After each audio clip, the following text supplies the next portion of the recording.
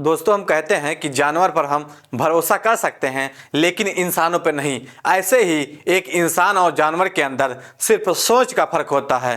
दरअसल जब इंसान कोई काम करता है तो उसे पता होता है क्या अच्छा है क्या बुरा है, कोई भाई है कौन बहन है, कौन माँ है, किसके साथ क्या करना चाहिए क्या नहीं करना चाहिए। जबकि जानवर में यह समझ विकसित नहीं हो पाई है और उसे यह पता ही नहीं होता है वो किसके साथ क्या कर रहा है, सामने वाला कौन है, अच्छा क्या है बुरा क्या है, भाई कौन है बहन कौन है, कौन माँ है। इसलिए इंसान और जानवरों में सोच को देखते हुए उनमें फर्क महसूस किया जाता है। इस कहानी में कुछ ऐसा ही होता है।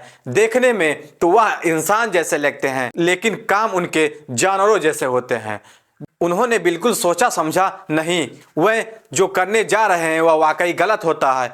गाड़ी 10 घंटे तक लगातार हाईवे पर दौड़ती रहती है। उसमें जो लड़की बैठी होती थी वह लगातार चीखती रहती है, चिल्लाती रहती है और उस चीख और चिल्लाने की आवाज़ को बंद करने के लिए, शांत करने के लिए गाड़ी के अंदर साउंड बहुत तेज़ी के साथ बजाया जाता है ताकि चीख की आवाज़ इस साउंड से दब जाए। हालांकि क्राइम को कितने भी सादे तरीके से क्यों ना किया जाए, क्राइम कभी छिपता नहीं है।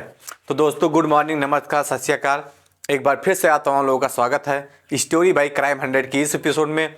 उम्मीद है कि पूरी फैमिली अच्छी होगी, अपना और अपनों का ख्याल रख रही होगी। दोस्तों, आज की जो सच्ची घटना मैं आपको सुनाने जा रहा हूँ, यह सच्ची घटना उत्तर प्रदेश की राजधानी लखनऊ की है और इसी का एक थाना लगता है वजीरगंज। दरअसल घटना तो 5 दिसंबर 2023 की है, लेकिन उस लड़की ने अपने परिवार वालों को समय पर नहीं बताया और समय पर न बताने की वजह से 1-2 दिन ऐसे ही बीत जाते हैं और 10 दिसंबर 2023 को वह लड़की अपने परिवार वालों के साथ थाने पहुंच जाती है। वजीरगंज थाने जाने के बाद उसके ऊपर जो बीती हुई थी, जब उसने उस कहानी को बयां किया तो उस लड़की का रो रो कर बुरा हाल हो गया। दरअसल वह लड़की बताती है कि वह एक शहर की नामी कॉलेज में पढ़ती है। उसकी उम्र लगभग 21 साल के आसपास है। उसके पिता पीसीएस अधिकारी हैं जिनकी पोस्टिंग लखनऊ के अंदर ही है। वो लड़की केजीएमयू जो कि एक मेडिकल कॉलेज है, मेडिकल कॉलेज में एक मानसिक चिकित्सालय है, वहाँ पर वह कई महीनों से लगातार जाया करती थी ताकि अपने दिमाग का इलाज करा सके। इसलिए उस लड़की के साथ कुछ दिक्कत, कुछ स्ट्रेस था।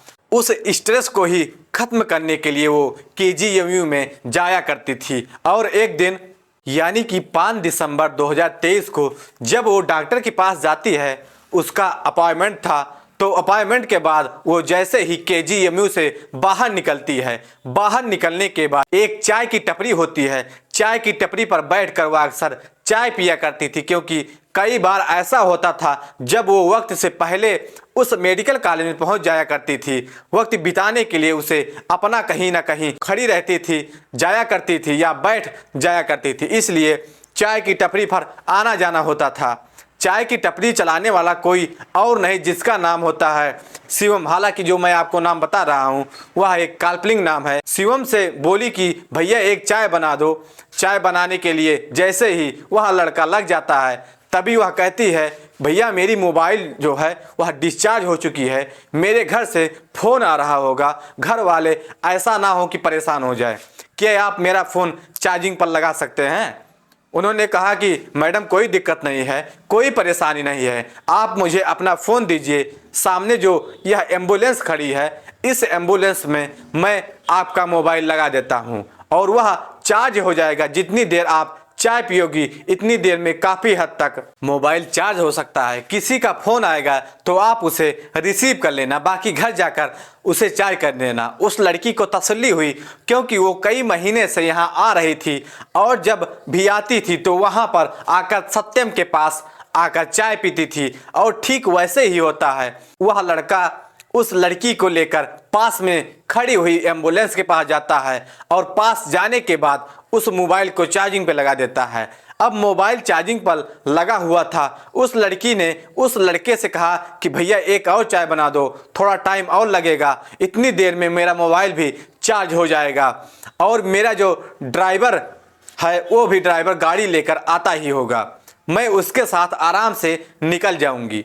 उस लड़की ने बस इतना कहा और चाय पीने लग जाती है। जब चाय खत्म होती है तब उसने कहा कि भैया चाय तो पी ली है, अब मेरा मोबाइल वापस दिलवा दो। अब उस लड़के यानी कि जिसका नाम सत्यम होता है, और सत्यम ने उस लड़की को एम्बुलेंस के पास ले जाता है, तो एम्बुलेंस अपनी जगह पर नहीं होती है, वहां से जा चुकी थी। जैसे एम्बुलेंस जाती है तो उसने फोन करके कहा कि मोबाइल भी उस एम्बुलेंस के साथ चला गया है। अब उस एम्बुलेंस वाले से संपर्क करने की कोशिश की।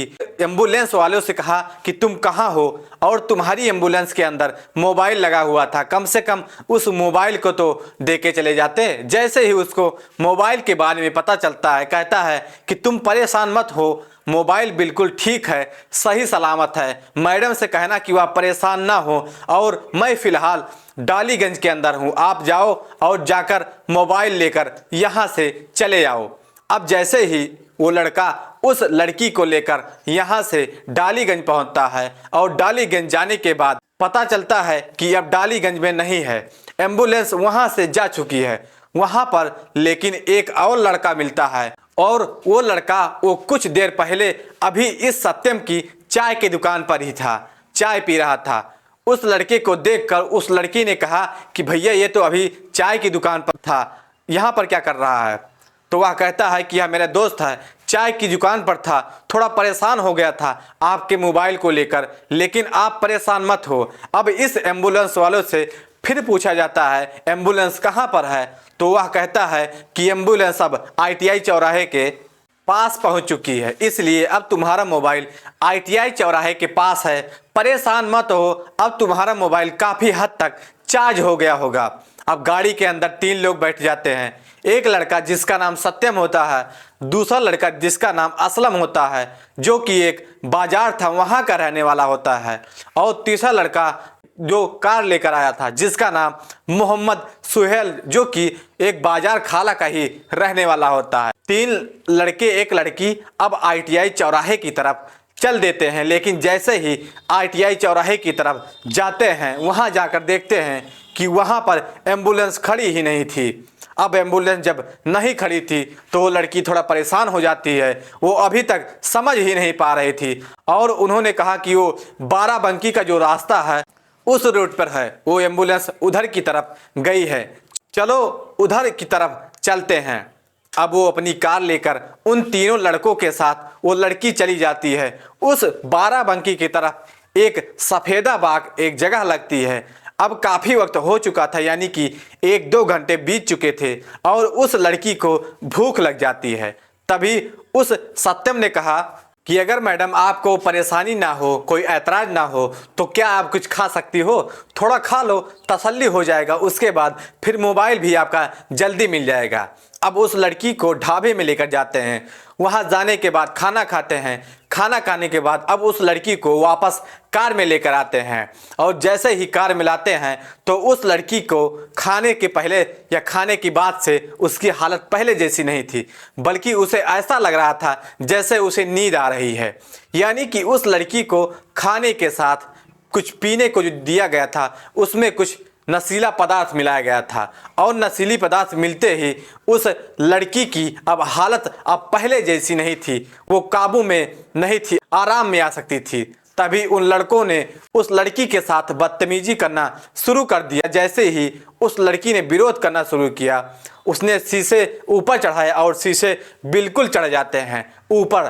तब तक गाड़ी पूरी तरह से साउंड प्रूफ हो जाती है, उसमें बाहर की आवाज़ उतनी ज़्यादा आती नहीं है जितनी ज़्यादा आनी चाहिए थी। लेकिन इसी बीच में उन्होंने कहा इसकी आवाज़ को दबाने के लिए उन्होंने उस गाड़ी में जो साउंड लगा हुआ था उस गाड़ी में कुछ तेज़ आवाज़ में गाने सुनने शुरू कर दिए, और वो हाईवे पर गाड़ी चलाना शुरू हो जाती है। जैसे ही हाईवे पर गाड़ी चल रही थी, लगातार चलते चलते उन्होंने इस लड़की को बारी बारी से उसके साथ गंदा काम करना शुरू कर दिया, बलात्कार करना शुरू कर दिया, और जब तक उनका मन नहीं भरता तब तक उस लड़की के साथ लगभग 8 से 9 घंटे तक वो गाड़ी हाईवे पर चलती रहती है। और उनका जब जितना मन कर रहा होता है उसके शरीर से उतना ही खेल रहे थे, उसके साथ वह उतनी ही बदतमीजी कर रहे थे।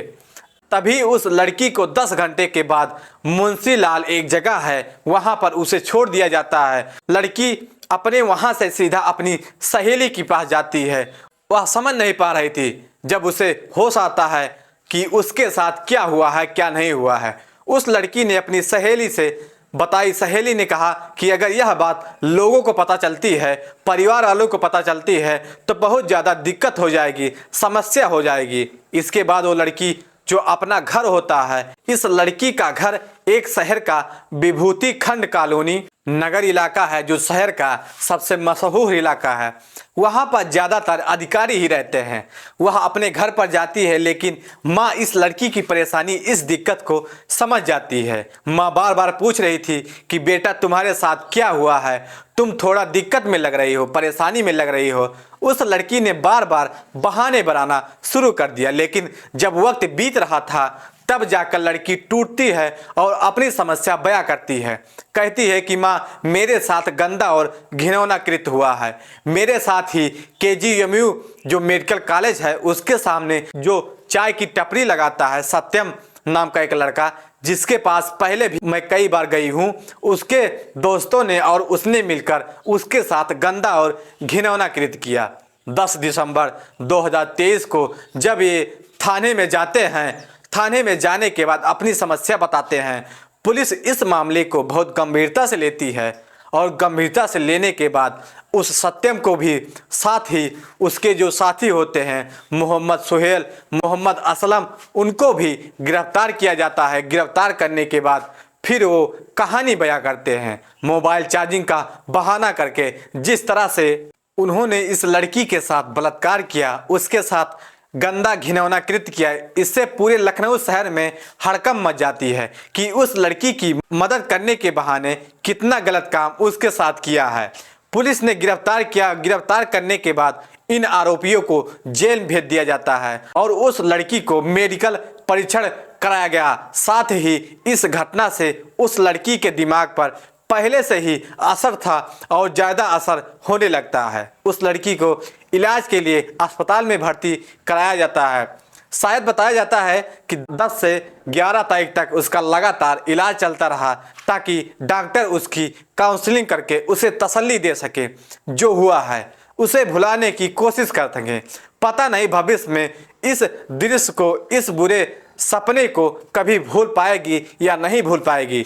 लेकिन उन लड़कों को सजा दिलाने के लिए पुलिस ने ये ठानी है कि कम से कम समय में चार्जशीट लगाकर अदालत भेजी जाएगी। साथ ही उन आरोपियों को कड़ी से कड़ी सजा दिलाने की कोशिश की जाएगी, ताकि समाज में एक मैसेज जा सके, एक संदेश जा सके कि बुरे काम का बुरा नतीजा होता है। अब चाहे वो कोई भी हो, उस लड़की के साथ जो भी हुआ है वह वाकई में बहुत भयानक था, बहुत बुरा है। कम से कम घर हो, परिवार हो, दोस्त हो, रिश्तेदार हो, कहीं भी, खासकर लड़कियों के लिए, कि हर किसी के साथ हो एकदम से खुल के व्यवहार ना करें। साथ ही उन्हें पता होना चाहिए कौन कैसा है, किसका व्यवहार कैसा है, उसके बारे में पहले पता होना चाहिए। साथ ही उन्हें अच्छे और बुरे की समझ होनी चाहिए, किसके साथ जा रही हैं, किसके साथ नहीं जा रही हैं। जब उन्होंने एम्बुलेंस में मोबाइल लगाया था तो उस लड़की की जिम्मेदारी बनती थी कि कुछ ही देर की बात है, वो अपने ड्राइवर का इंतजार कर रही थी।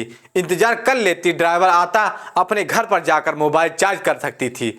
लेकिन एक अनजाने व्यक्ति पर इतना विश्वास किया और उस अनजाने व्यक्ति ने उसकी ज़िंदगी को हमेशा हमेशा के लिए तार तार कर दिया। तो दोस्तों, इस कहानी को सुनाने का उद्देश्य किसी को ठोस पहुंचाना नहीं है, किसी का दिल दुखाना नहीं है। हालांकि आप लोगों को जागरूक करना है, आप लोगों को सचेत करना है। तो दोस्तों, कहानी कैसी लगी आप लोग कमेंट सेक्शन में ज़रूर बताएं। अगर चैनल पे नए हैं तो चैनल को सब्सक्राइब करें, शेयर करें और ज़्यादा से ज़्यादा लाइक करें, ताकि हमें भी मोटिवेशन मिलता रहे।